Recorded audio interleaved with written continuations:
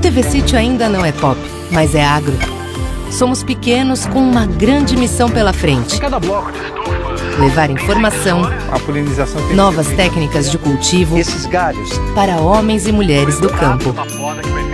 A gente sonha com um Brasil rural cada vez mais forte, plantando conhecimento, compartilhando de norte a sul do país. Isso é ser agro. O TV Sítio é agro e o agro alimenta o mundo. Muito bem, nós estamos ao vivo aqui direto de Jundiaí, Circuito das Frutas, a cidade que é conhecida como a cidade da uva, né, Sr. Roberto Loschi? Exatamente, é o berço da uva Niagara Rosada, é onde nasceu a uva Niagara Rosada, né? E olha só que beleza aqui, ó, nós estamos no meio do parreiral aqui do Sr. Roberto Loschi. Hoje atrasou um pouquinho essa live, porque a gente estava justamente puxando os cabos para chegar até aqui, né? Aqui é o parreiral do filho do Sr. Roberto Loschi. Você vê que é um parreiral que tem quantos pés aqui, Sr. Roberto Loschi? Aqui é uma parreira mais ou menos 5 mil pés. 5 mil pés. E quantos quilos sai daqui? Em média, aqui em Jundiaí se planta a uva de 1,80 entre ruas por 80 de pé.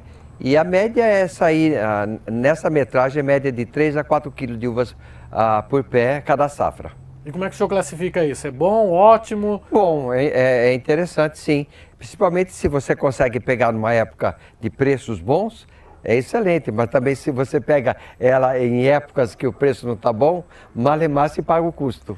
É interessante porque o senhor Roberto Loschi ele tem um segredo aqui, que ele faz um manejo na videira no período de inverno, que ele consegue antecipar a safra.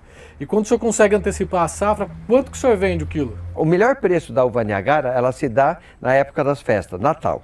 Aí que está o melhor preço. Esse ano correu mais ou menos, pelo que eu percebi esse ano, entre 3 a 5 reais o quilo, em função da qualidade. Primeira, segunda e terceira linha, tá? Uhum. Então, a uva se classifica em primeira, segunda e terceira linha, né? Aí teria de 3 a 5 reais, mais ou menos, correu o preço no campo. E no varejo aí variou muito, depende o local, custo de frete e tudo que vai.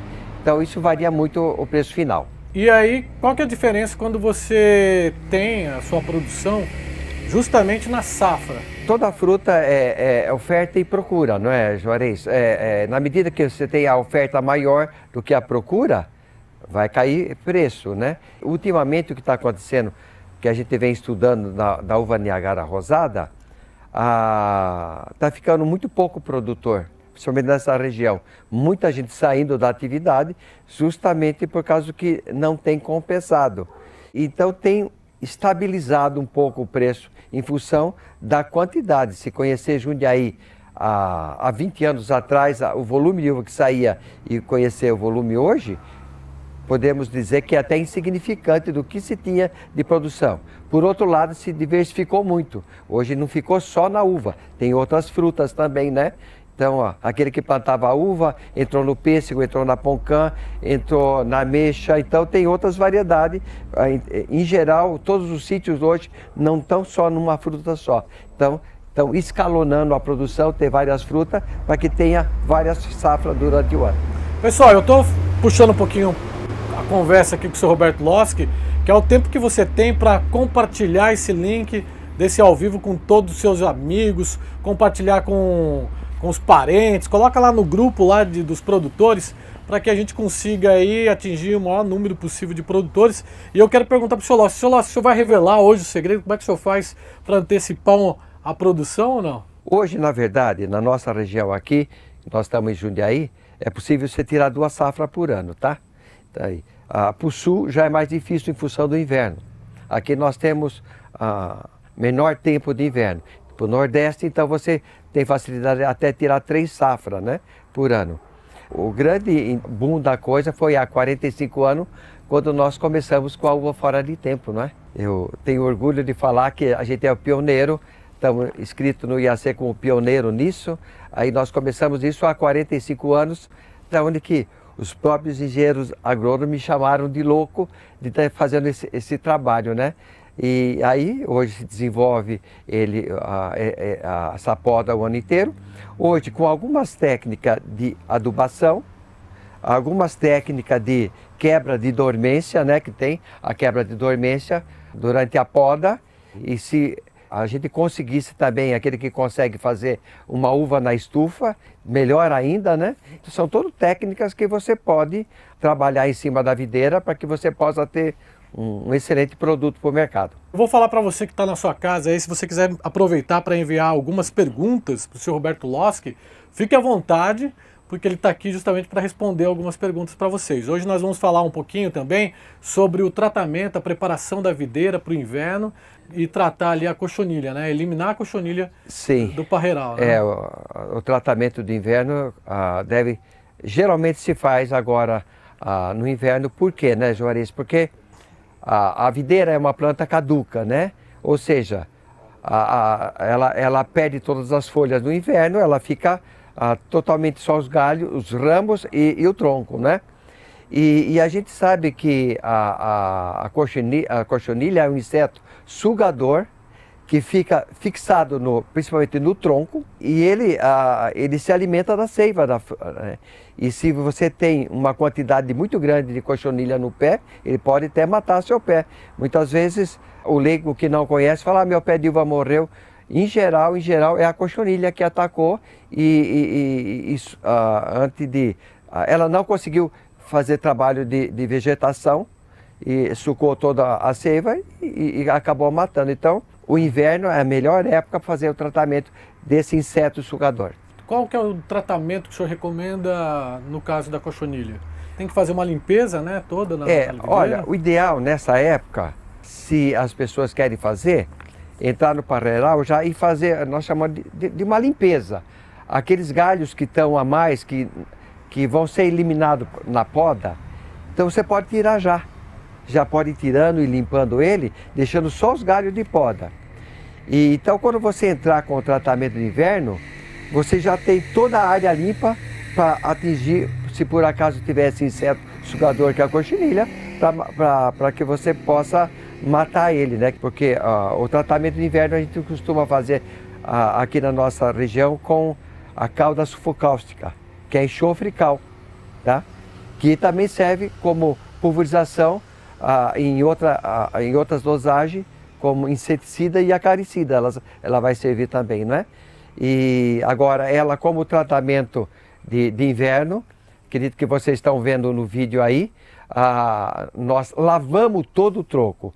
E uma dica que a gente dá é o seguinte: lave bem por baixo também, que a cochonilha ela é muito esperta, ela fica bem, muito por baixo do pé. Então lave todo o pé, faça uma lavagem, não tenha dó de gastar esse produto, porque inclusive é um produto barato no mercado e que pode ser comprado, e que quem quiser entrar também na internet, é possível você fazer isso em casa, que usa o cal e o enxofre para se fazer, não é?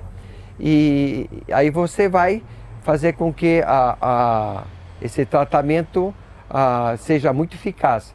Uma dica que eu dou também, Juarez, é o seguinte: de fazer pelo menos um mês antes da poda, tá? Um mês antes da poda, por quê? Porque a hora que a gente vai fazer a poda, a gente vai usar alguns outros produtos químicos, como quebra de dormência, para que não haja briga química, vamos dizer assim. Então, o ideal é pelo menos um mês antes você fazer esse tratamento. Senhor Roberto Loschi, vamos falar aqui do pessoal que está conectado aqui, ó. Tem a Emília Passos, João Brent, deixa eu ver aqui quem mais, Geraldo Martins, Dorinete Souza, certo? Tem também o Regis Adriano Souza, muita gente conectada aqui. Gente, vamos compartilhar esse link, vamos mandar no grupo dos amigos aí, né? Tem várias perguntas aqui, perguntas interessantes, né? E o que eu percebo, assim, o que mais tem de pergunta é qual que é a época ideal para você fazer a poda logo após o inverno. Como que o senhor faz para descobrir exatamente o momento ideal?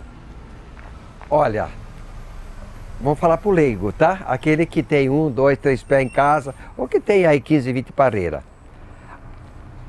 Uma dica é o seguinte: aqui eu vou dizer, na nossa região, tá? É difícil errar a poda quando se faz do meado de agosto em diante, tá? Do meado de agosto. Vamos dizer assim, a uva está no cio, uma linguagem mais fácil para que possa ter, ela está no ponto, ela está pedindo poda. Em geral, na ponta dos galhos, aí começa a estourar alguns brotos. Acho que a gente tem algumas imagens, inclusive, aí, para rodar. Isso, ó, tá vendo aí, ó? Esse momento que você vê aí, ó, é o momento que começa a estourar a brotação. Veja bem, aí é uma poda que nós fizemos, no aranha, meio que não deu certo, né? Mas, vamos dizer, nós tivemos a safra, tá os galhos todos lá da uva. No ponteiro começa a dar sinal, porque ela começa os primeiros brotos não são ali no lugar de poda, é na ponta do galho. Na hora que você perceber que tem galhos já com 1, 2 palmos brotando no ponteiro, pode podar que não vai errar. As pessoas normalmente têm aquela superstição com relação à lua. A lua chega a influenciar ou não? Eu acho que sim. Por exemplo, a nossa experiência com lua é o seguinte, tá? Se você cortar um bambu, vocês conhecem o que é bambu, no minguante e usar ele tem um tempo de vida danada. Se você cortar o bambu na lua cheia, o tempo de vida ele vai brocar antes. E a gente percebe aí que tem sim, aí porque tem influência no mar, a lua, né? A maré alta, a maré baixa e também mais luminosidade à noite. Agora, o senhor olha exatamente o calendário lunar? Eu gosto da poda na crescente e nova. Tá? Agora, vamos dizer assim, eu esperei muito tempo a uva, ela está pedindo poda, hoje a uva está me pedindo poda. Eu tenho no ponteiro da uva vários brotos já que estão grandes, na ponta do galho que vai ser podado. Mas eu quero esperar mais 15 dias para podar, eu quero retardar um pouco a poda. Eu vou podar ela na minguante, porque se eu podar essa uva na crescente, a vegetação dela, a estoura é rápida. E uma brota rápida geralmente sai sem cacho, sai com menos cacho. E na minguante demora um pouco mais aí e sai com cachos, com mais quantidade de cacho. Uma coisa que chama atenção é, supondo que você quer fazer uma antecipação da safra. Tá, entendi. Aí no caso não tem brotação nenhuma, né? Como é que o senhor escolhe o dia ideal? Ah, tá. Vou pegar o Vaniagara rosado. Você podou, da poda até a produção, 4 meses. Pra você começar a colher os cachos. Aí, uma média. Se a uva já está pedindo poda, com 3 meses e meio, até 3 meses, a uva já vai estar madura. Agora, se ela não está pedindo poda ainda, o tempo ainda está meio frio. Então, o que eu vou fazer nessa uva? Eu vou fazer uma poda meio alta, porque a gente poda geralmente a uva Niagara. Nós estamos falando da uva Niagara rosada, porque é a uva que mais se tem por aí, mais produz. Porque as uvas finas já é um outro modelo de poda, são podas mais longas. Então, nós vamos fazer com 2 ou 3 gemas. O que nós podemos fazer? Fazer uma poda mais alta. Então, se for numa época normal, o senhor faria uma poda com de 2 a 3 gemas. Sim. E aí, se você vai podar fora do tempo, faz uma poda mais longa. Mais longa, porque se der errado, eu rebaixo depois essa poda, tá? Quer dizer, eu fiz com 5, 6 gemas. Aí entrou o vento frio, vocês têm o vídeo aí para que a gente possa ver a geada preta, então deu problema de geada preta, né? Que nós sabemos o que é a geada preta. É o frio com vento, que queima toda a brotação. A gente tá vendo imagem, inclusive, aí, ó. Isso. Aí a brotação, você pode ver, ó, queimou a brotação. Queimou, então, tava estourando coisa mais linda. Veio a geada preta, que é o frio, junto com o vento. E então, aí os cachos não saem, porque fica... Não, queima, perde todos os cachos. Então, o que podia ter feito nessa uva aí? Aí eu podia ter feito a poda nela, antes de estar 2 ou 3 gemas, eu podia ter ido para 4, 5, até 6 gemas. Porque se desse errado, eu rebaixo para 2 ou 3. Nesse caso aí que eu fiz poda, que foi feito poda baixa, o que tem que fazer? Poda de coroa. E aí os cachos saem menores. Aí. Além de menor, pouca produção, muito pouca produção, para que você não perca o pé e não deixa um pé todo desigualado na poda. O conselho do seu Roberto Loschi é, se você vai antecipar, você escolhe um determinado período do ano, do inverno, que vai ter uma semana de calor ali, né? Isso. Ó, vou pegar, eu vou dar sempre exemplo da nossa região, tá ok? Cada um se adapta aí à região. Na nossa região aqui em Jundiaí, As podas que fazemos até o dia 5 de agosto sai para Natal, essas uvas. Que a gente faz a programação, porque as festas é a melhor época de se vender as uvas, que tem melhor preço. Mas eu não quero, então até o dia 5, do dia 20 de julho até o dia 5, então nós temos 15 dias de poda aí, um vão de 15 dias, que eu tenho uma flexibilidade para sair essa uva toda para Natal. Se der um tempo bom, ela adianta. O tempo bom que o senhor fala Calor, é esquentar um pouco. Calor, sem frio, Aham. veio embora a uva. Agora, eu quero antecipar, eu quero tirar a uva final de novembro, tá? Final de novembro. Eu tenho que pegar, contar novembro, outubro, setembro e agosto. Então eu tenho que pensar em podar essa uva começo de julho. Aí. Então, essa uva que vai ser uma poda arriscada, uma poda que não tem certeza em função da temperatura, aí eu faço com 5, 6 gemas. Entendi.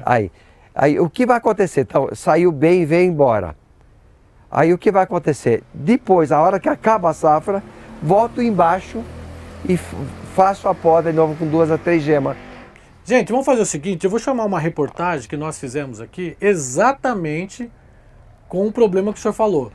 Nós temos uma reportagem que nós fizemos aqui no sítio do seu filho que mostra exatamente essa situação. O senhor chegou a fazer a poda em julho, uma poda para adiantar a colheita para o final do ano, só que daí veio, assim que o senhor fez a poda, veio um frio, com vento frio, né, um vento frio intenso, e acabou queimando. Isso. E aí, vou mostrar a situação para o senhor, como que o senhor fez a poda logo após ter esse problema da geada. Ok. Vamos rodar? Vamos.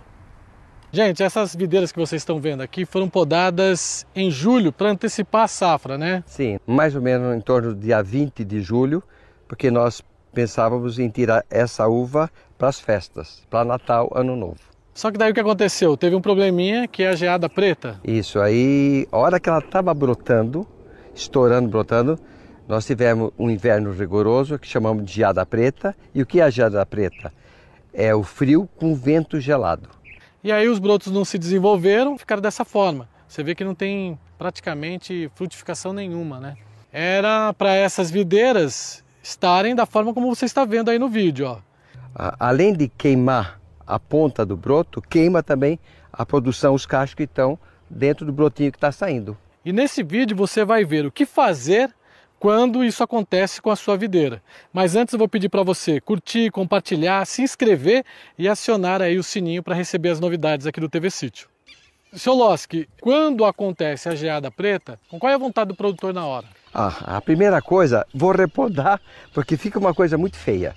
Um pé brota, outro pé não brota, o outro fica parado, desiguala todinha a produção. Mas não deve fazer isso. Gente, se isso acontecer com a sua videira, não precisa ficar desesperado não, né, seu Loski? Não, é só não ter paciência. Tem que ter paciência e esperar qual momento? Hoje, em torno do dia 15 a dia 20 de setembro, já pode se pensar então a começar a fazer a repoda. Sentir que o pé já está com vigor na brotação, como a gente vê aqui. Você percebe muito, olha, pelo ponteiro, olha o vigor do ponteiro já, tá vendo? E também ele é aveludado, olha só que interessante. Você percebe uma folha aveludada. Isso mostra que as raízes já estão trabalhando. Como que aqui nós fizemos poda com 2 gemas, sobrou uma gema embaixo. Então, o que nós vamos fazer? Aproveitar a gema de baixo. Você vai percebendo as gemas produtivas que ficaram. E vamos fazendo esse processo de refazer a poda. Você volta sempre uma gema, é isso? Exatamente, eu volto uma gema porque a gema que brotou, ela já não tem mais produção. Então nós precisamos voltar para a gema que deixamos, a segunda gema. Essa gema que vai brotar agora, a tendência dela é vir um cacho menor. Porque quanto mais longa a poda da uva, a gente pegar as gemas que estão no 3ª ou 4ª fase, elas vão dar mais cacho mais graúdo, enquanto que aqui vão dar cacho menor. 10 dias se passaram dessa poda que você acabou de assistir e olha só a brotação, que linda, bastante consistente, né, seu Loski? Está bastante consistente e além disso, Juarez, a gente percebe que lugar que não estava brotado antes, brotou tudo. Você percebe que está todo com sinal de brota. Olha só o cachinho aqui, ó. Que bonito, né? Lembra que eu comentei que a tendência é sair cachos menores? Está aqui, olha. A gente percebe que são cachos menores em função de ter rebaixado.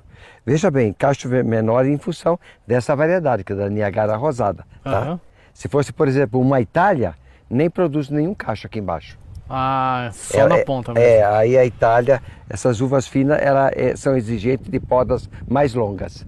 E a gente vê uma folhinha bem vermelhinha, que é sinal de vigor. De vigor. De vigor e de vegetação, que o pé está trabalhando. Se você gostou desse vídeo que acabou de assistir, não se esqueça de curtir, compartilhar, se inscrever no canal, acionar o sininho lá para receber novidade. E se tiver alguma pergunta para fazer para o seu Loski, aproveita, né? Se souber responder...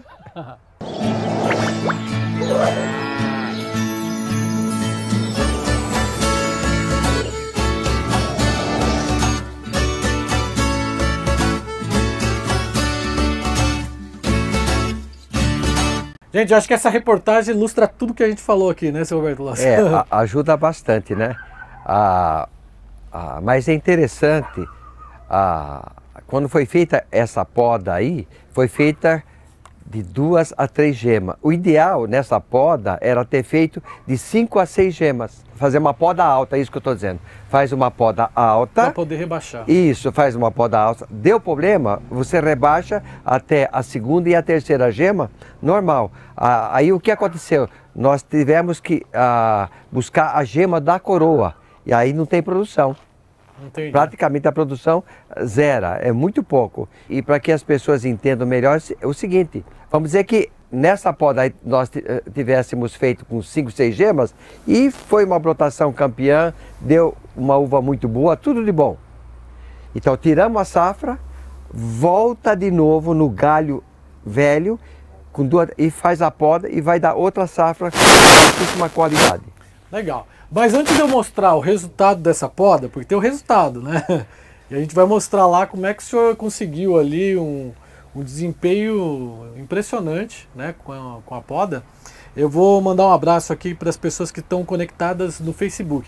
Eu acabei de falar das pessoas do YouTube. Se você não fala das pessoas que estão no Facebook, eles ficam com ciúmes. É verdade. Ó, tem a Generosa dos Santos, Marlene Koroski, tem também Cláudio Alves, Sérgio Mirti e Omar Brumati.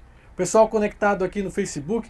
Pessoal, um grande abraço para vocês. Compartilhem esse vídeo, compartilhem aí de montão para que mais pessoas vejam essa live nossa aí, isso, né, Roberto? Uma boa noite a todos e espero poder contribuir com alguma coisa da experiência, porque hoje o meu papel mesmo dentro da viticultura é ficar fuçando, fazendo as minhas pesquisas.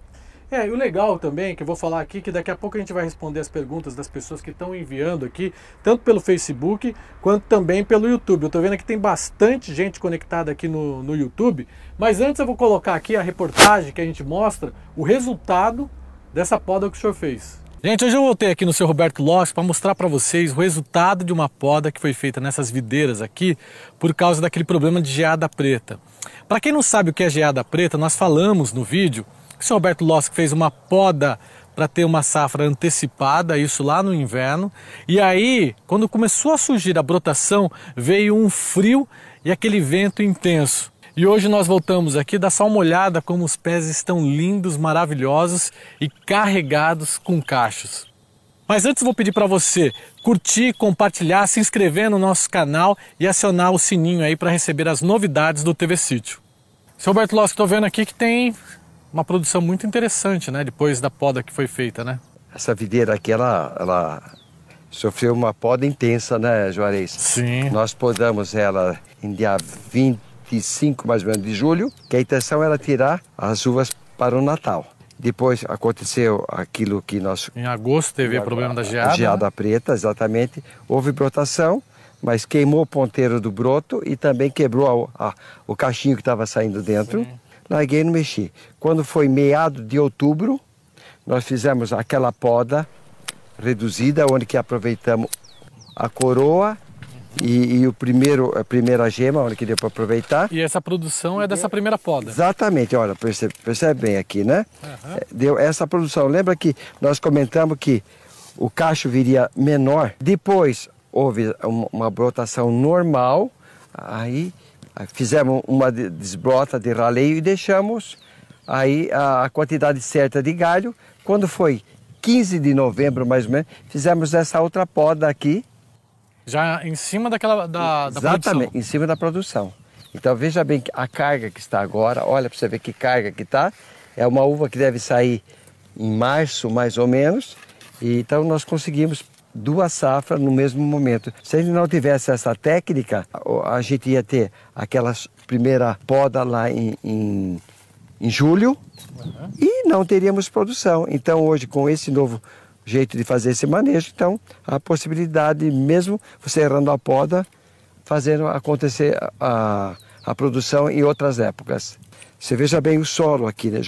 Olha o solo. Então, muita cobertura morta e muita matéria orgânica. Então, por isso que dá para fazer esse abuso no pé da videira. Porque ela está bem nutrida, né? Exatamente. Se não estiver bem nutrida, é impossível fazer esse abuso com a videira de podas.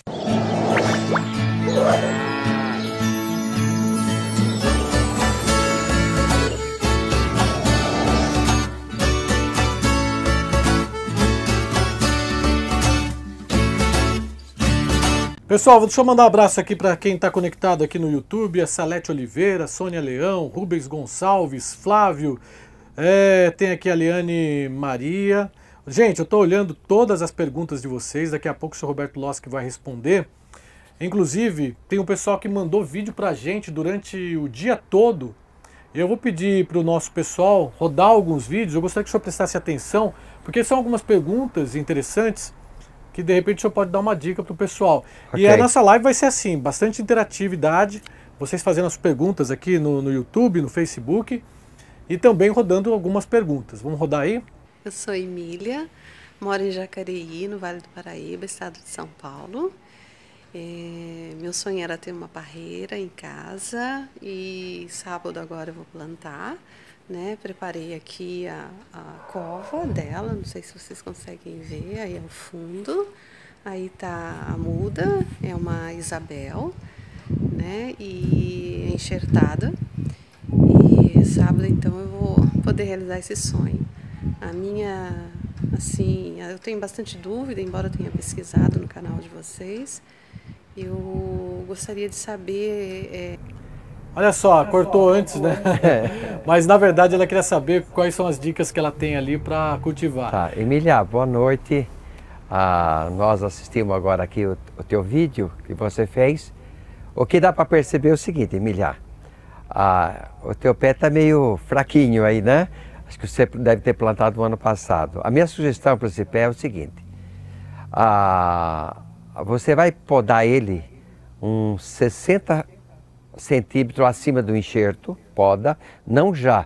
Eu podaria ele final de agosto, começo de setembro.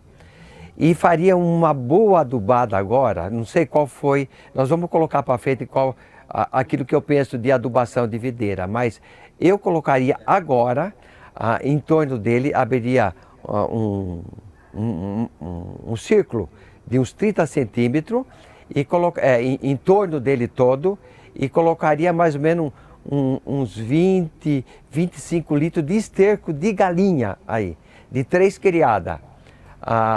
E depois você mistura isso bem com a terra, não deixa ele só, ele mistura bem com a terra e cobre tudo isso aí. Fazer isso quanto antes. E depois vá molhando, umedeça para ele curtir, porque quando você for podar o pé em setembro, esse adubo já está bem curtido e a raiz pode sair nele e ele vai poder se alimentar sem queimar a raiz. Na sua situação aí, que eu vi no seu vídeo, eu colocaria já pelo menos uns 30 quilos de estergalinha de 2 a 3 criadas em torno, na faixa de uns 30 centímetros em volta, longe do pé. E como é que o senhor fala, qual que é a dica que o senhor dá para ela conduzir esse pé? Porque pelo que eu vi lá só tem um pé de Isso, videira, né? Pé de uva, né? Isso, você pode fazer o seguinte, você pode fazer esquema espaldeira, onde você vai pôr um morão em cada lado, com 3 arames, que bastaria, um para conduzir o tronco, mais 2 ou 3 para conduzir os galhos, ou você pode fazer o sistema que nós chamamos latado, um pergolado, que eu acredito que com o pé só fica até mais bonito. Aí, inclusive, nós temos vídeo, né, Juarez? Temos vídeos no canal. Um pergolado. Aquele vídeo de um pergolado é de um amigo meu, que é médico aqui em Jundiaí, que é interessante até colocar, para vocês entenderem. Um dia ele chegou na minha casa, esse médico, aí vocês estão vendo aí agora, tá? Ele chegou na minha casa com um papel, com o desenho do pé, ele falou assim, Loski, como que eu faço a poda nesse pé? Aí eu disse assim para ele é ginecologista. Falei, o seu negócio é ser médico. Eu vou lá fazer uma visita para você e vou ver o que tem que fazer. Eu chegando lá, falei assim, eu posso fazer aquilo que eu preciso fazer nesse pé? Ele chama malagode. Eu posso fazer malagode? Ele diz assim, ok, com uma dor no coração, né? Falei, olha, eu vou fazer uma poda drástica, eu vou formar esse pé novo. Falou, aí tinha alguns cachinhos de uva, sabe, Juarez? Aí eu falei, eu posso fazer o que tem que fazer, malagode? Ele falou, pode. Mas ele me disse, mas Roberto, você deixa pelo menos esse cachinho de uva no pé? Eu falei, tá bom, vou te deixar, o resto vou derrubar tudo. Então eu fiz uma poda drástica, fiz um pé novo e hoje tem tirado altíssima produção. A gente tem imagens aqui, inclusive. Isso. Ó. Vou pedir para rodar, olha só como é que ficou depois da poda. Então, eu sugiro você fazer esse pergolado aí, tá? Olha que lindo. E no mesmo pergolado, hoje nós plantamos 3 variedades de uva aí. Tem a uva Niagara rosada, tem a uva Niagara branca e tem a uva preta, a Isabel. Então, eu indicaria você fazer um pergolado, porque inclusive, para ilustrar a conversa, ele falou que estava fazendo esse pergolado, é o senhor de mais de 80 anos e a esposa dele também, tá? Que ele queria um lugar para fazer uma cadeira para sentar com a esposa para eles namorarem. Olha que lindo.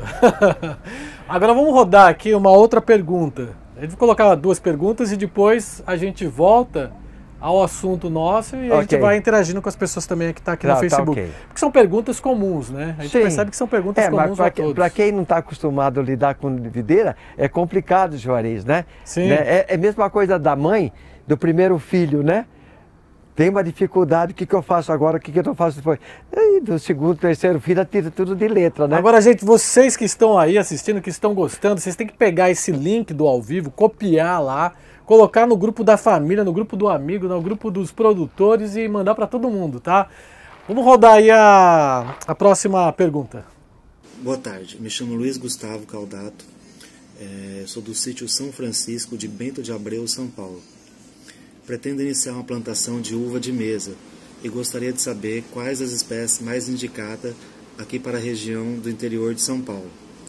Gostaria de saber também quais os tratos iniciais e o período que se inicia a colheita, depois de quanto tempo, né, da implantação, e quais os tratos que eu tenho anuais com a uva.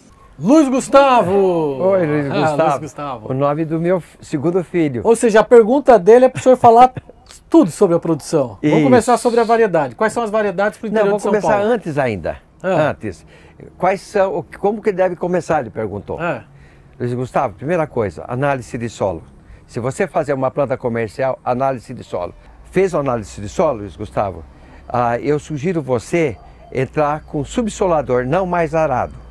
Não usar arado. O arado, ele tomba a terra. Por que não arado? Eu vou dizer para vocês. No que você usa o arado, você tomba a terra. A parte de baixo da terra, você vai jogar para cima. E a parte de cima vai ficar para baixo. A terra tem vida. A terra é um ser vivo. Então, as bactérias que vivem, por exemplo, a 15 centímetros abaixo do nível do solo, é um tipo de bactéria. Em cima é outro tipo. Na medida que você inverte esse solo, você vai inverter a vida bacteriana do solo. Então vai complicar. A princípio vai bem, mas depois a gente vai sentindo problema no solo. Então o que eu sugeriria depois? Você pegar um subsolador e subsolar todo esse solo, quebrar toda a estrutura. Quebrar umas 2, 3 vezes, cruzando todo. Aí. E E se você precisar jogar calcário, aí você joga antes, e na hora que você entra com o subsolador, ele vai entrando tudo por dentro. Ou seja, passa primeiro o calcário e depois vem com o subsolador. Isso. Agora, e se está precisando também, Juarez, se a terra for, em geral, isso é bom, pode fazer, não tem nenhuma contraindicação. Eu gosto muito de trabalhar com estercos orgânicos, tipo o esterco de galinha, o esterco de porco, se tiver, o esterco de gado, jogar por cima. Joga tudo por cima também junto. Na medida que a gente vai usando ele vai penetrando. Tá? Você já vai fazendo uma adubação. E se você quiser jogar junto também aí, que não vai ter nenhuma contraindicação, aí umas 100 gramas de torta de mamona por metro quadrado, umas 100 gramas de farinha de osso e umas 50 gramas de urim, joga tudo por cima, subsola. Aí deu uma chuva, entra lá de novo, subsola, pelo menos 80 aí. Aí você já vai preparando o terreno, pelo menos, penso eu, fazer isso uns 6 meses antes. E aí tem inclusive vídeos no canal do TV Sítio que tem lá sistema de plantio em Y, em parreira. Isso, Agora o modelo, o que eu sugiro hoje de plantio é parreira. O Y hoje é meio caro, sabe, Juarez? Por conta dos morões, você fala? O custo. Aí. E a hora que começa a quebrar as cruzetas, né, mesmo que você compre ela tratada, começa a quebrar, é um trabalho danado para trocar. Enquanto que a espaldeira é o sistema mais usado, tá? É o sistema para uva Niagara rosada, que ele perguntou qual a variedade que eu sugiro. Eu sugiro a Niagara rosada e a Niagara branca. Essa daí é a espaldeira, se eu não me engano. Isso, né? aí é o sistema espaldeira, tá? Uhum. Esse é o sistema espaldeira. A Niagara rosada ou a Niagara branca. A Niagara branca, hoje, está tendo até uma boa aceitação no mercado, porque antigamente, na nossa região, tinha muita plantação de branca. E acabou. Porque é bom as pessoas, não sei se vocês sabem, como que foi que aconteceu a uva Niagara rosada. A uva Niagara, é interessante de contar essa história para o pessoal, como ilustração. Quando a imigração italiana veio substituir a mão de obra escrava no Brasil, e todo europeu, como a minha família, descendente de italiano, todo um bom italiano, gosta de tomar um vinho. E não tinha dinheiro para comprar vinho, então começavam a plantar as suas uvas para ter o seu vinho. E começou a sobrar um pouco da uva. As primeiras uvas que se plantava era a uva nacional e a Isabel. Basicamente é a mesma. Plantava também a Curbina, que era própria para vinho, e plantava outra chamada a Barbeira. Porque a Niagara, na verdade, era uma uva branca, né? Não havia uva Niagara, a rosada. Aí, sim, mas havia a branca, né? Isso, a branca. Aí o governo do estado de São Paulo importou 400 variedades de uvas americanas de mesa. E dentre elas veio a Niagara branca. Inclusive, onde que nós estamos aqui em Jundiaí, tem o Iacê, e vieram para o Iacê aqui de Jundiaí todas essas variedades. E uma que se adaptou muito bem foi a Niagara branca. E um produtor, vários produtores, começou a plantar a Niagara branca. Uhum. E saiu uma mutação de um produtor no bairro do Traviú, aqui do meu lado, de Jundiaí. Saiu porque ele plantou do lado da uva preta, da Isabel, ele plantou a Niagara e houve mutação. E aí veio a rosada. Plantou a branca, não saiu a rosada, Juarez. Saiu uma uva, nenhum pé da uva Niagara branca, saiu um galho com 2, 3 cachos da uva Niagara vermelha. Porque a Niagara a rosada não tem uma definição aí. Porque você vai ver uma Niagara mais rosada, mais vermelha, mais preta, maior, menor. Ela está em constante mutação nela mesmo. Então não tem aí. Mas saiu. Aí o agricultor, o que fez? Pegou esse galho que saiu, enxertou e saiu a Niagara rosada. E começou então a ir para São Paulo. essa Niagara rosada. E houve um boom nessa uva, que todo mundo aceitou, e então essa uva aí começou a deixar de se produzir a uva Niagara branca, porque a uva Niagara rosada começou a sair mais. Por isso que se chama Jundiaí a terra da uva, porque é o berço da uva Niagara rosada, é Jundiaí, tá? Então por isso que se fala que Jundiaí é a terra da uva. Quer dizer, nasce aqui em Jundiaí a uva Niagara rosada, na família Carbonari. Inclusive hoje aqui em Jundiaí tem um parque chamado Parque Comendador Carbonari, que é o parque da uva de Jundiaí, onde tem as festas da uva. Luiz, e no site também, só para não estender muito, né? No site do TV Sítio tem lá todos os passos de cultivo, né? Tem como você faz a poda, tem como você faz a poda contínua, tem também o tratamento, uma reportagem falando sobre os tratamentos de inverno, né? São uma reportagem completa, e tem lá como que você faz, os espaçamentos que tem de mourão para você cultivar a sua videira em espaldeira ou em Y. Tem lá uma sequência de vídeo completa. Eu sugiro para você procurar lá no playlist, que tem lá uma sequência inteira lá, que eu acredito que o senhor Roberto Loschi falou aqui já dá para responder boa parte da sua pergunta. Agora, Juarez, como variedade, ainda a uva mais consumida no mercado é a Niagara rosada. É o que anda.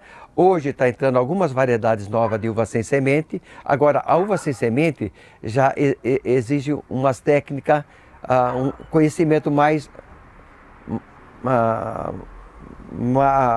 com maior profundidade de videira, sabe? Sim. Eu sugiro você entrar com a Niagara rosada. Se você quiser também com uma uva preta, a Isabel ou a Bordeaux, mas em geral é Isabel, que são as uvas mais fáceis para a gente, como aprendizado de marinheiro de primeira viagem. E aproveitando aqui, a Sônia Leão, ela perguntou assim, o que é essa palhada que coloca no pé? Na verdade, esse é o grande segredo do senhor, né? Antes de você, eu diria para todos os agricultores que estão aí e as pessoas que gostam de agricultura, eu acho que o grande segredo de um agricultor, antes dele ser agricultor de fruta, ele tem que ser agricultor de solo. Quer dizer, a base de qualquer fruticultura está no solo, né? E imagine vocês com sol bem quente, na pele, vocês tomando sol. Vai queimar tudo, tá? Ele vai ficar queimado, então precisa passar um protetor solar. Eu diria para vocês que essa palhada é o protetor solar do solo. Então você segura, porque nós já fizemos teste, eu como um professor do IAC, que trabalha muito, o Dr. Afonso Peixe, a gente faz muita pesquisa junto, é um cara extremamente dedicado a solo, e nós medimos temperatura de um solo, aonde que a temperatura, Juarez, durante o dia estava 32, 33, medimos o solo, deu 45 graus no solo, e debaixo da palhada, que estava 32, 33, deu 18. E outra importante também é que quando a chuva cai, ela amortece e não acontece a erosão, né? Olha, nós estamos aqui no campo, né? E até vou pegar um pouco, para vocês entenderem o que eu estou falando. Vocês estão vendo aqui, é o lugar que passa caminhão, ó o solo. A gente desestruturou o solo. Ele não tem gromos. Então, o que acontece? Se uma chuva cai aqui, ele bate e ele forma uma lama e faz corrimento. Enquanto que a chuva que bate nessa camada protegida, ela bate, amortece e faz penetração. Então, é interessante perceber que nós, como agricultor de fruta, também somos produtores de solos produtivos e somos produtores de água. Porque quando você protege o solo, Juarez, você faz infiltração de água, tá? Então, muito importante. Claro, se pegar aí uma chuva de 30, 40 milímetros de 2, 3 horas, tá vendo? O solo como está aqui, não segura, vai tudo embora. Enquanto se tem uma palhada ou se tem uma... Porque é interessante, o porquê também é bom, tudo a copada da uva, cai na copada da uva, amortece. Porque o impacto de um pingo que vem lá de cima no solo que está desprotegido, ele desestrutura todo o solo e lava o solo e não penetra a água, enquanto essa palhada. Por isso que Eu recomendo, o meu nono dizia o seguinte para mim: Roberto, deixa sem adubar uma uva, mas não deixa sem fazer cobertura morta. Viu, tem aqui o Benjamin Nascimento de Pernambuco dizendo: eu estou aqui representando Pernambuco. Ô Benjamin, grande abraço para você. Vamos fazer o seguinte, tem mais perguntas aqui do pessoal do YouTube e também do Facebook. Vamos rodar mais uma pergunta que o pessoal enviou. Mês passado eu tive uma visita de um senhor de Pernambuco aqui por nos conhecer através do YouTube, viu? Através do TV City, olha só que legal. TV Gente, City. compartilha esse link aí, manda para todo mundo. E vamos rodar mais uma pergunta aí, vamos lá. Haroldo, Bocaina de Minas, Minas Gerais. Tenho 27 parreiras de uva plantadas no final do ano passado, mas elas não estão se desenvolvendo. O que vocês recomendam para fazer correção de solo, tipo de adubo? O clima lá é frio, né? Frio de altitude. Obrigado aí. Oi, Haroldo, boa noite. Boa noite a todo esse pessoal aí de Minas, que tem um clima fantástico aí, de vez em quando dá uma passada por aí, adoro aí. Haroldo, é o seguinte, acho que a mesma situação que passou um vídeo antes, se você assistiu, aí você plantou ano passado, se a gente não fez um trabalho, porque todo mundo faz o seguinte, compra um pé de uva, planta e não fez um trabalho anterior de preparar o solo, de preparar a cova. É interessante, como que 27 pés de uva é uma coisa mais caseira, a minha sugestão é o seguinte: compra lá um saco de cal e joga lá umas 100, 150 gramas por metro quadrado, porque vai ajudar a fazer uma correção de solo. Esse cal normal que faz a reboque, porque ele dá um resultado mais rápido, joga. Outra coisa, a mesma sugestão que eu dei para o vídeo anterior, você faça em torno do pé 30 centímetros de distância e jogue aí de 20 a 25 quilos de esterco de galinha, porque o esterco de galinha na planta é mais ou menos uma injeção na veia, tá? Nossa, ele tem um resultado muito rápido. Inclusive, eu sugiro a vocês que gostam de ter horta caseira, dando uma dica aí, vocês plantam a verdura, depois uma camadinha, já que planta uma camadinha, joga por cima, você vai ver o resultado dos pés de verdura com o esterco de galinha. É fantástico. Então você faz isso. Agora eu sugiro também você jogar em cada pé, já para fazer uma adubação um pouco mais garantida, você jogar aí umas 200 gramas de farinha de osso, umas 200 gramas de torta de mamona e umas 100 gramas de iorim, tá? O iorim é uma rocha que é moída, que tem todos os micronutrientes. A torta de mamona é potássio. E a torta de mamona, quer dizer, tem muito nitrogênio, e a farinha de osso, né? Que são produtos tudo orgânico e tem uma duração muito a longo prazo. Talvez para essa safra nem dá resultado, você vai perceber na outra. E sugiro você, esse ano, aí uns 60 centímetros acima do enxerto, cortar e formar pé novo. Tá? Esse ano nem pense, aí você vai só formar pé novo. Agora, quanto antes fazer essa adubação e cobertura morta. Não tenha dó de fazer cobertura morta. Você pode deixar aí até uns 30, 40 centímetros, que ela vai baixar, vai virar uns 10 centímetros. E coloque isso todo ano. Na hora que você percebe que essa cobertura morta está acabando, vai volatilizar, já coloca outra em cima para ela não volatilizar e para virar tudo isso matéria orgânica e vai virar um excelente humus e vai virar um minhoqueiro que vai ficar uma matéria excelente. O pessoal está perguntando o que é essa palhada. Pera aí, só um minutinho que eu vou pegar aqui. Olha só, nós estamos no meio do parreiral aqui, ó, e dá pra pegar. Gente, isso daqui é o quê? É roçada de mato, qualquer coisa, né? Olha, aqui em Jundiaí, o pessoal, a prefeitura, né? Tem as estradas vicinais, as praças, eles roçam tudo. Isso aqui para eles é lixo. Então, para a cidade isso aqui é problema, e para o agricultor é solução, né? Então, essa palhada aqui,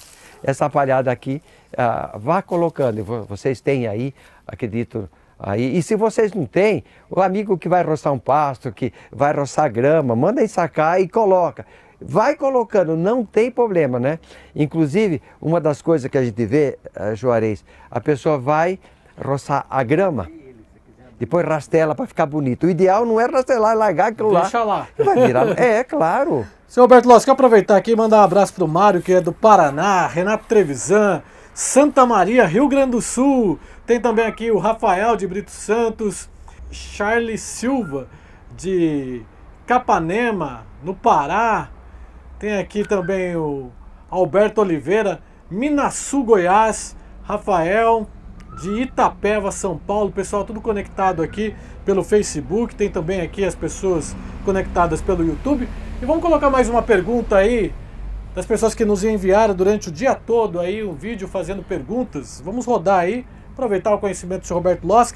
E você que está aí nos assistindo, está gostando, compartilhe com os amigos, compartilhe no grupo aí da família, no grupo dos produtores. Compartilhe o link aí para que a gente consiga atingir mais gente, né, Sr. Roberto Lossi? Olha, eu hoje, meu trabalho é fazer pesquisa, tá, Juarez? Aqui no Parreiral do meu filho. Então, todo o meu trabalho é de entender o que a planta me fala. Porque a planta fala, tá, gente? Vocês aprendam, vocês querem ser um bom produtor, nem que seja um pé de uva só. Aprenda a conversar com a sua parreira, tá? Aprenda a conversar com sua planta. A minha, sabe o que ela está falando? Fala. Eu quero o Sr. Roberto Lossi aqui. Olha, por quê? Porque ela fala quando está com sede, através das folhas, que está murchando. Ela fala quando ela está com fome, com a qualidade a da minha brotação. tá pedindo o senhor lá. Vamos rodar a pergunta aí. Tá, vai lá. Olá, eu me chamo James, moro em Porto Alegre e tenho 2 pés de parreira aqui num pátio, num apartamento térreo. E são parreiras bem antigas, então gostaria de saber sobre poda, época correta e alguma adubação, já que são parreiras antigas.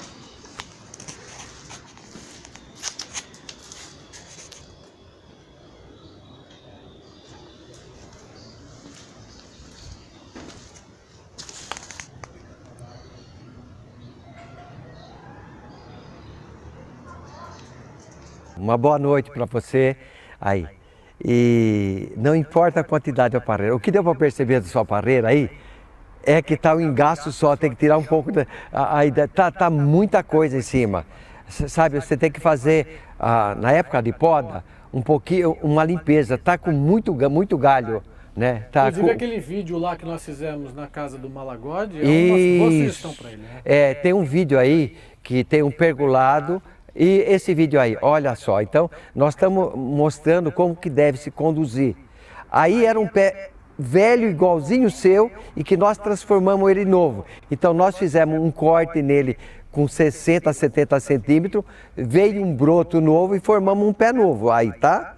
Aí, mas eu acho que você tem que direcionar, você tem que ter um central, tá? Um central que aí e puxar ramificações do lado. Trabalhe com um só, porque senão você fica perdido na hora da poda. E uma outra coisa que é interessante também é o seguinte, né?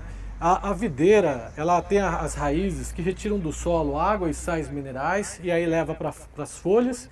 As folhas transformam em seiva elaborada e essa seiva desce servindo de alimento para a parreira, né? Sim. Se você tem muita folha, muito galho, o que acontece? Essa seiva, em vez de virar alimento para o fruto, vira alimento para os galhos, para as folhas, que não é interessante, né, Sr. Roberto? Não. Então, a gente tem que equilibrar isso aí. Então, a minha sugestão para você é justamente isso. Abre um pouco. Tá muito fechado isso aí, tá? E hora que... E tem que... Não sei como que tá aí. Videira precisa de sol, tá? Entrada de sol. Ela precisa de luz. Senão, ela vai dar só vegetação e não vai dar cacho. Tem uma pergunta do Lucas aqui que está nos enviando pelo YouTube e ele fez uma pergunta interessante. Onde eu moro, o inverno não faz todas as folhas da parreira caírem. Como devo proceder? Devo tirar todas elas antes da poda? No caso, eu acredito que ele deve estar falando de uma região acima da região sudeste, né? Certeza, é normal isso. Ela não para a vegetação. Nordeste, né? Ela não para a vegetação. Então, na verdade, aí o que eu sugiro para ele é o seguinte, não precisa tirar, não, deixa, pode deixar. Agora, se você também quiser fazer queimar a folha para jogar fora, você pode trabalhar com uma cauda bordaleza. A cal da bordaleza, ela é um dessecante que você faz com que você derruba. Até é interessante fazer como limpeza. Mas isso se passa depois da safra, é isso? Não, na hora que terminou, por exemplo, daí que terminou a safra, por um tempo, a folha, quanto mais ficar na videira, melhor vai ser por causa da reserva aquela da seiva, as folhas. Então, quanto mais a folha permanecer na videira, é mais interessante. Mas vamos dizer, está chegando a hora da poda, está com as folhas lá. Então, se ele quiser fazer uma limpeza, porque deve ter alguns fungos aí nas folhas, algumas doenças, ele pode entrar com a cal da bordaleza, que é o cobre com cal, e dar uma pulverizada que vai cair. Pode usar outros produtos, né? Aí que nós fazemos, mas eu não vou falar porque vocês precisariam de receituário de engenheiro agrônomo. Então, eu não vou dar nenhuma dica que precisa de engenheiro agrônomo, porque senão vocês vão fazer e também vão fazer errado. Mas a cauda, a bordaleza pode passar, que é tido até como um produto orgânico. Mas se você quiser deixar, pode deixar e podar normalmente, né? Podar, aí a hora que você percebe que ela está em vegetação, e quanto ao problema da folha, não tem problema nenhum em ela permanecer no galho. Senhor Roberto Loschi, eu estou vendo aqui, tem muitas perguntas repetidas, né? Muita gente de vários locais do Brasil. Tem o iBrasil, que é de Cascavel, no Paraná. Tem a Alcedira da Silva, do Rio de Janeiro. Tem também aqui o Leonardo Seres, Júlio Camaro, Flávio Luglio, né? Deixa eu ver quem mais aqui. Nossa, tem tanta gente. E a Lisete Oliveira, de Goiânia, Goiás. Senhor Roberto Loschi, eu vou pedir para colocarem aqui um vídeo muito interessante, que é justamente do tratamento que precisa ser feito na videira, agora nessa época do ano, que é o tema da nossa live de agora, né? A gente vai colocar essa reportagem e depois a gente vai verificar quais são as outras perguntas que surgiram, responder, porque o senhor tem que ir embora, né? Tem que dormir. Ele acorda cedo, 3 horas da manhã está acordando aqui, né? Já tem um galo lá que acorda o senhor tira o senhor da cama, né? Na verdade. Vamos rodar essa reportagem então? Vamos lá. Que é tratamento da videira no inverno. Uma reportagem que a gente mostra exatamente o que você tem que fazer nessa época do ano. Que é esse mesmo tratamento do inverno serve para derrubar folha, viu? Serve também para derrubar folha. Serve, pode jogar que vai ajudar. Então, acho que é uma reportagem bem interessante para ser mostrada, porque as pessoas têm que preparar a videira agora, né? Fazer uma limpeza nela, para logo depois fazer o tratamento da cochonilha. Deixa eu dar uma dica também, Juarez. Eu acredito que essas pessoas devem também, alguns devem ter pé de pêssego, pé de maçã.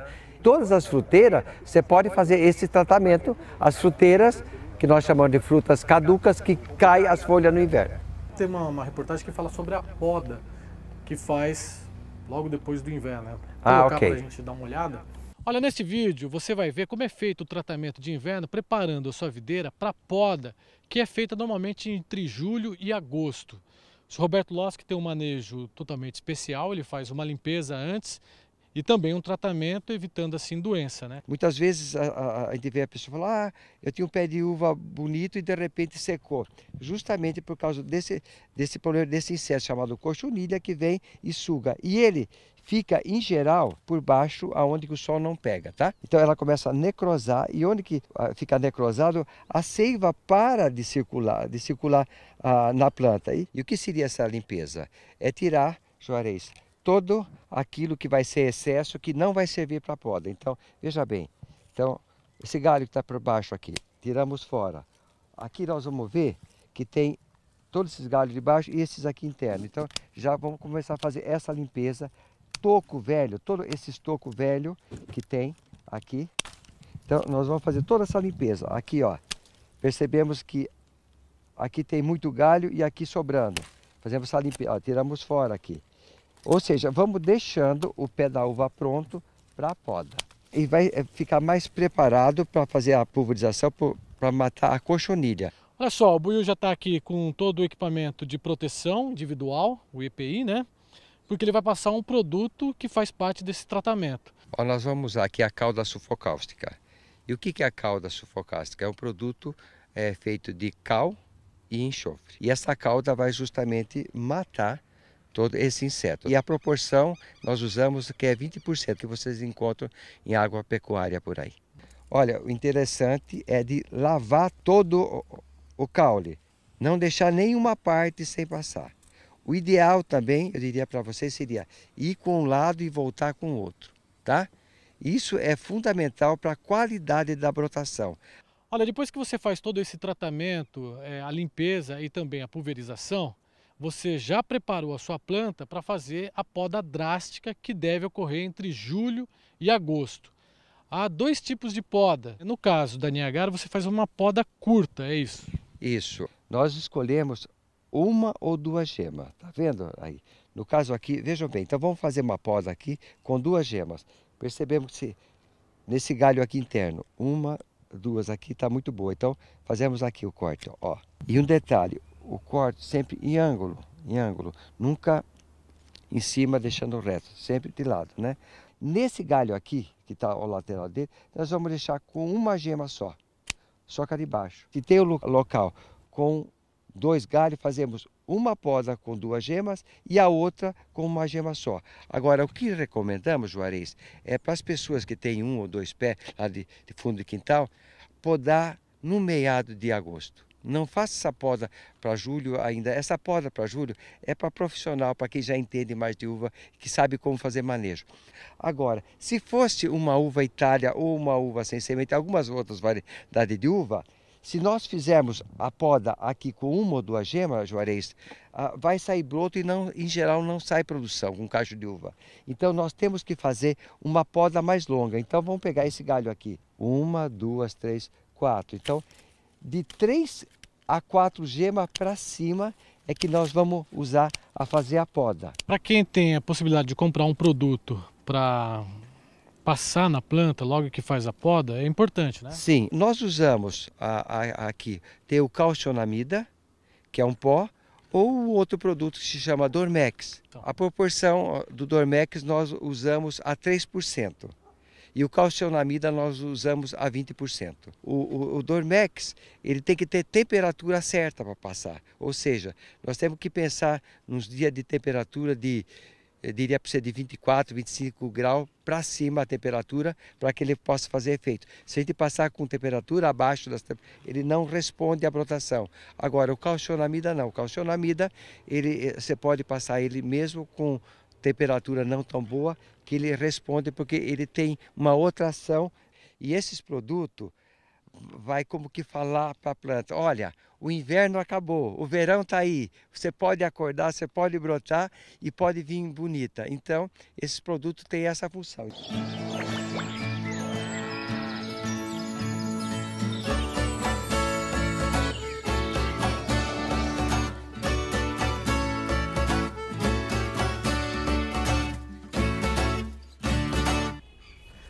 Gente, é o seguinte, o inverno começou aqui. O seu Roberto Loschi, ele chegou aqui à tarde, estava meio quente, eu vi ele com essa blusa e falei: seu Roberto Loschi, o senhor está doente?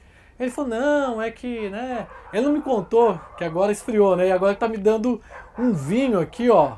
Que eu fiz. Maravilhoso que ele fez aqui, ó. Exatamente.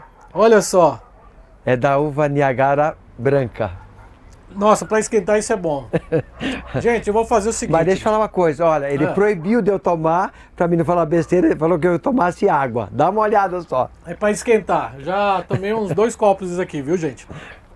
Lembrando o seguinte, nós estávamos conversando aqui com o seu Roberto Loschi, e o TV Sítio fez um compromisso com o seu Roberto Loschi de tentar organizar um grupo de produtores que queiram vir aqui participar de um dia inteiro de podas de várias frutíferas, né? Inclusive com o almoço, com o café da manhã. Eu acho que é uma troca de experiência sensacional, porque muitas pessoas gostariam de ter o conhecimento que o senhor tem, né? Então é uma forma de trazer para cá alguns produtores, pessoas que são amantes do meio rural, né? Que gosta de plantas e gostaria de ter um conhecimento mais aprofundado, ver na prática, pegar ali na tesoura, cortar, né? E eu acho que vai ser uma experiência muito legal. Então se você que está assistindo tem interesse em participar dessa excursão, vamos dizer assim, né? Até o sítio do Sr. Roberto Loschi, com uma estrutura muito legal, você deixa manda uma mensagem para nós aqui no TV Sítio. Pode entrar tanto no Facebook quanto no Instagram, mandar lá um direct pra gente, né? Falar, eu quero, eu gostaria. E aí nós vamos conversar a respeito disso. Nós pedimos ao Henrique se ele autoriza a fazer aqui, não é? Ah, sim, tem essa também, né? Tem que falar com o seu filho do Sr. Roberto Loschi. Mas com ele, deixa que eu me entendo com ele lá. Tá. Ó, tem uma pergunta aqui do Charles. Na poda de inverno, os agricultores profissionais usam Dormex nas gemas. Pode ser usado algum outro produto para acordar as gemas uniforme? No caso, Dormex, né? O Dormex ou calcionamida. Isso, são os dois produtos que a gente conhece que usa, sabe? Então, o extrato de alho funciona? Eu não recomendo. Se fala, né? Mas o resultado que eu experimentei nas minhas pesquisas, ainda eu não troco o Dormex e o calcionamida.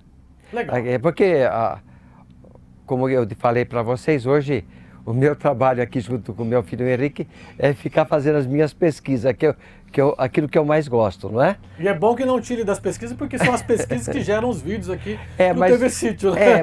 Mas eu queria dizer para vocês, gente, eu não tenho nenhuma formação agrícola, tá? Eu tenho 4º ano primário, não deu tempo de estudar não, né? Então tudo que eu aprendi, quando eu falei para você, foi conversando com a planta. Não deu tempo de estudar e eu me lembro que foi meu pai me disse, falou para mim quando jovem, falou, Roberto, você quer ser um bom agricultor? Falei, claro que eu quero, pai. Aprenda a conversar com as plantas. E eu tenho isso como meta, sabe? Realmente conversar com as plantas. E perceber, né, o quanto isso é importante. Mas, senhor Roberto no dia a dia. Tem um conceito novo que existe, que fala o seguinte, que hoje o profissional do futuro, ele precisa ter habilidade.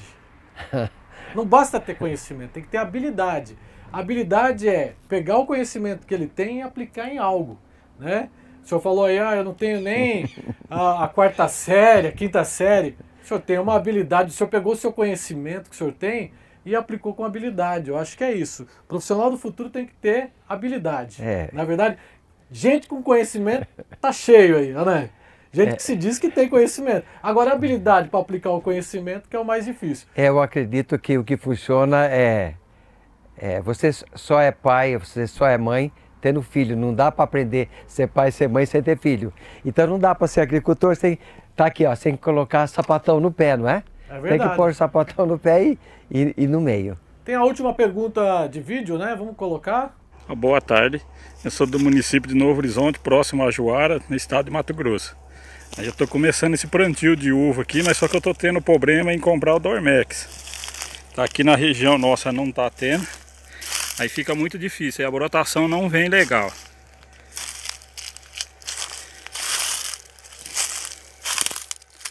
E outro problema também é na parte do enxerto. A primeira vez eu fiz o enxerto, pegou uns 80% a 90%. E agora eu estou fazendo, não está conseguindo pegar quase nada. Muito pouco está brotando. Aqui já tem uma mais velhinha que eu podei. Já tem bastante caixinha que está saindo. E aí se tiver como dar uma dica boa de como fazer um enxerto para não perder os enxertos, que está perdendo muito enxerto. Agora não está pegando nem 10% mais, está conseguindo fazer pegar desses mais velhos. Não sei se é porque o cavalo está velho, o que pode ser isso? Olha, precisa colocar palhada ali, né? Olha, eu tô vendo o solo até trincado ali. Pois é, né? Geraldo, uma boa noite, obrigado por você estar junto com a gente. Geraldo, é o seguinte, pelo que eu percebi aí no seu vídeo, aí eu não faria a primeira coisa, a poda do jeito que você fez. Daqui a pouco você não vai saber o que vai fazer mais com poda aí, viu? Essa poda longa aí, do jeito que tá, eu não sei que uva, mas o jeito é salvar é a Niagara rosada, só pela folha. Deu para perceber que acho que é a Niagara rosada. Então, essa poda alta do jeito que você fez aí, daqui a pouco você não vai ter mais espaço e vai virar, como diz aqui os caipiras, vai virar uma quiçaça, isso aí tudo. Então, eu acredito, primeira coisa aí, manejo de poda. Aí tem que, vamos ter que fazer um outro manejo de poda. Segunda coisa, que você está falando do enxerto, né? realmente, quando a gente faz o enxerto, aí depois reenxertando, porque a gente vai tendo que rebaixar. E o enxerto, a hora que começa a ficar dentro da terra, ele começa a criar a raiz franca. A raiz franca é a raiz que sai da uva produtora. Porque sim, tem o cavalo e o cavaleiro, tá? Sim. O cavalo embaixo e o cavaleiro que vai em cima. E a hora que você... Porque, em geral, o cavalo tem que ficar de 4 a 5 dedos acima do nível do solo. Porque senão começa a surgir a raiz Isso, e depois o cavaleiro vai em cima, aí uns 5 centímetros, onde você faz o enxerto. Na medida que você erra um ano, você vem para baixo, vai vindo para baixo e você vai fazendo dentro do solo. Aí o que vai acontecer, vai virar um pé franco. Eu sugiro para você a plantar um cavalo novo no local, ou se não, comprar já uma muda enxertada e plantar nesse local. Já comprou uma muda enxertada e plantar nesse local. E de novo, né? Volto a dizer para todos vocês que estão aí com a gente participando. Antes de ser produtor de fruta, tem que ser produtor de solo. Tem que entender de solo. E para vocês